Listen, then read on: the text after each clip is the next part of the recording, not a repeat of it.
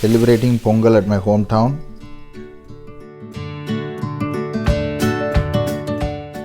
மஞ்சள் கொத்து வீட்டிலேயே ரெடியானது, பூத்தும் இருக்குது. இந்த மாதிரி 2 அடுப்பு, இரும்பு அடுப்பு, கீழே செங்கக்கல் வச்சு இரும்பு அடுப்பு வச்சாச்சு. கோலம் போட்டு சாமி கும்பிட்டு எல்லாம் ரெடி. 2 வெங்கல பாத்திரத்தில் அந்த மஞ்சள் இலையை கட்டி மிதமான சூட்டில் இந்த விறகுகளை எரிக்க விடுங்க. நல்லா தண்ணி சூடானதும் அரிசியை உள்ளே போட்டு வச்சுருங்க. சக்கரை பொங்கலுக்கும் வெண்பொங்கலுக்கும் ஒரே அளவு தான். 1 கப் ரைஸுக்கு 4 கப் தண்ணி, 1 கப்பு மில்க்கு, டோட்டலாக 5 கப் லிக்விடு போட்டு மூடி வச்சாச்சு. இப்போ பொங்கல் பொங்குறதுக்காக வெயிட் பண்ணுறோம். ஃபஸ்ட்டு சக்கரை பொங்கல் எங்களுக்கு பொங்கல். ஸோ இப்போ மூடி எடுத்துகிட்டு ஏற்கனவே கலந்து வச்சுருந்த மூங் தால் மற்றும் அரிசியை அப்படியே அதில் கலந்துடுறோம்.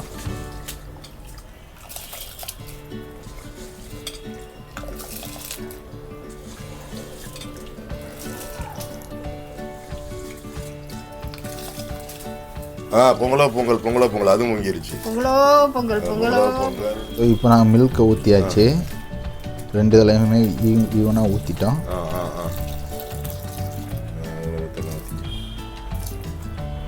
அடுத்தது சக்கரை பொங்கலுக்கான வெல்லத்தை அப்படியே கொஞ்சம் கொஞ்சமாக போட்டு கிண்டிக்கிட்டே இருக்கணும்.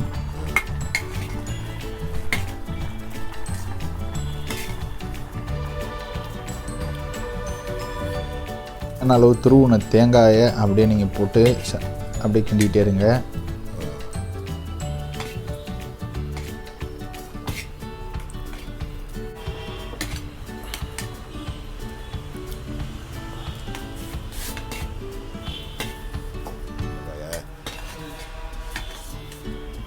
இடித்து வச்ச ஏலக்காயை லைட்டாக அதில் கலந்துருங்க. கலந்துட்டு அப்படியே கிண்டிடுங்க.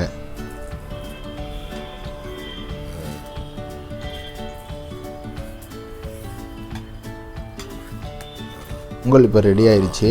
இப்போ கடைசியாக இறக்குறதுக்கு முன்னாடி நெய்யை அப்படியே மேலாக்க ஊற்றிட்டு இறக்கிற வேண்டியது தான்.